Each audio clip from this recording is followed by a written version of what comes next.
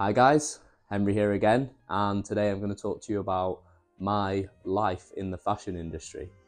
I feel like when I was starting out and really wanted to sort of get into fashion and work within the industry, I didn't really know where to go, and I didn't really have any advice from anybody who'd been there before, so I thought it'd be really good to just sort of do a video running through my experience, what I did, anything I would have done differently, and any like tips or things to look out for really. Just a quick one as well. Outfit check for today is a very chilled out one. I've got on this Telfar zip up hoodie with a sort of cracked print on it, Frankie Shops nylon shorts, and then I've just got on some comfy socks and slides right now. But I did have on my Asics Chemist Creation shoes. I'll drop a sort of fit video here. So I guess first of all, I'll start with like how I got into it. I didn't go to a fashion school or anything that did any sort of, fashion design or any sort of textiles, things like that. So the things I studied at that point really didn't, push me down a certain route or anything. It was more really just me having a vested interest in it and really wanting to go down that route.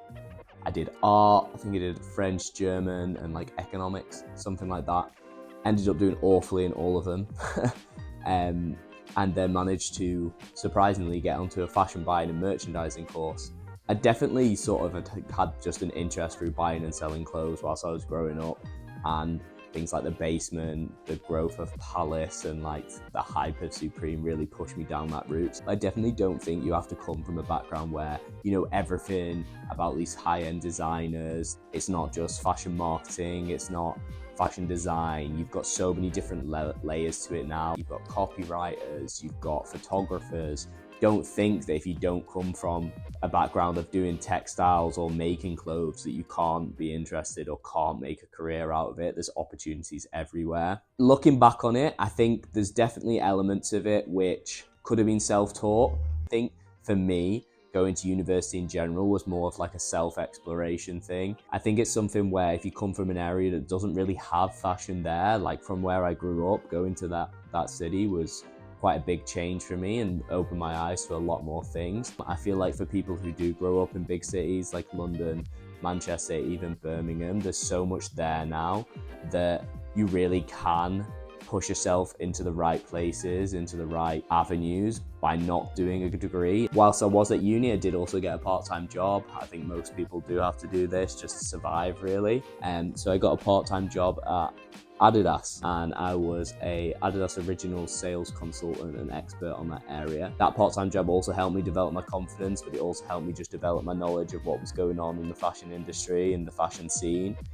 Obviously there's levels to it, there's far more going on at the higher end of the spectrum, but it definitely helped me just have that understanding of, I guess, what these big brands want to push in terms of driving numbers and driving the retail sales, whether it is that you're going to be working at retail or want to work in some sort of retail environment or not. It's good to have that knowledge and understanding of it. My course was 3 years long. I didn't do a placement or anything, surprisingly. I was arguably quite picky with where I wanted to do in a placement, and looking back on it, I really should have done something in that placement year, because I know a lot of people go on a placement year through buying and merchandising and end up already having their final job sorted prior to that.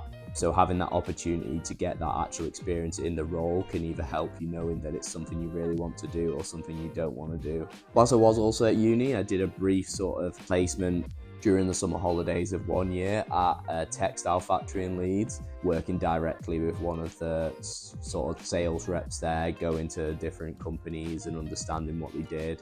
They worked quite closely, I think, with Marks and Spencer's and a couple other suit makers, and it was really just about them trying to grow their business and get more wholesale out there in terms of their suit making and their fabrications, which they specialized in.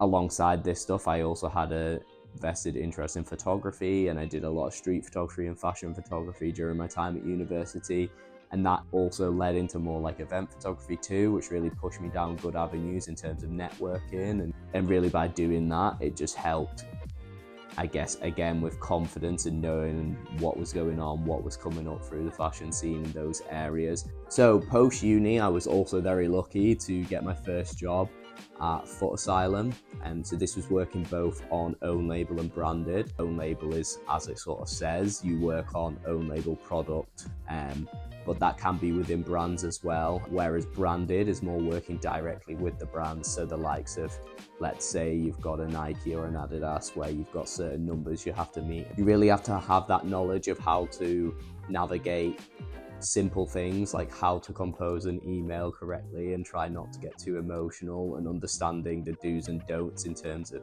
going into a meeting and not letting too much information out there. So I worked at Foot Asylum for about a year, and this was, I guess, really crucial experience for me in just understanding.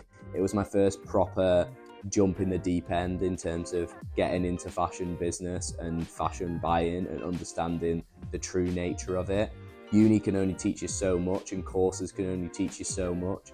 Actually going out and doing these things is much better, and that's, like I was saying about doing a placement, can really help with that.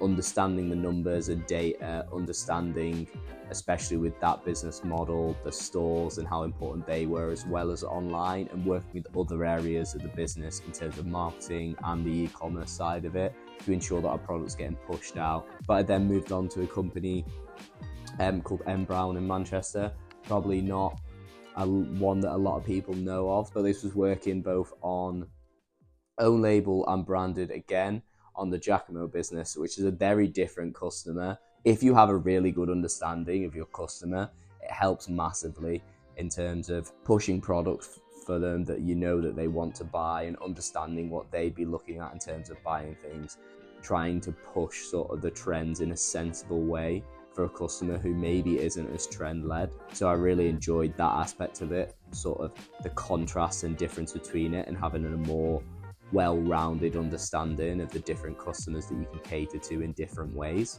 My next job was sort of a big jump up. I decided that there wasn't really much for me in Manchester, unfortunately, so then managed to get a job at Brown's Fashion in London. It really helped me develop a more business-oriented understanding of high fashion and designer goods.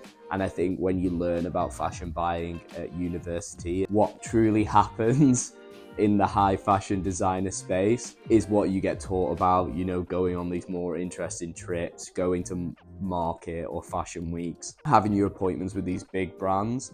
I find it far more exciting and far more exhilarating than it was working on high street. The attention to detail for me is definitely the difference between high street and high end. You have to really be all over your area and really take pride in your category and ownership for everything. Understanding the wider impact that that can have, and understanding how you can work with the wider company is crucial too. Like, these brands do not let you mess them around. So I'm now moved on to another role as well. It's another sort of high-end luxury retailer within the UK. I'm trying to sort of really build my understanding, because I think the more knowledge you have in the area, the better. You can never know too much. I guess summarizing it, my main tips would be always be exploring, always be pushing yourself to try new things. Just ultimately get the confidence and the know-how and just see everything. A lot of these companies are looking for individuals who will come into their team to work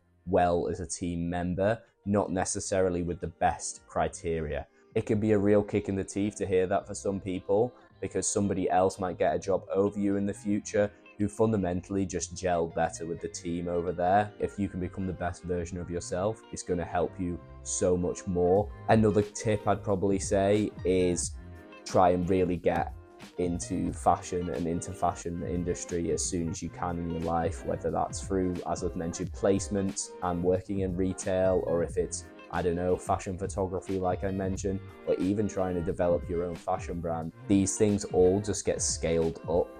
And whilst it might be a little brand that you did for 6 months whilst you're at uni because you were bored and had some time, being able to have that experience and then apply it to different situations can really help you.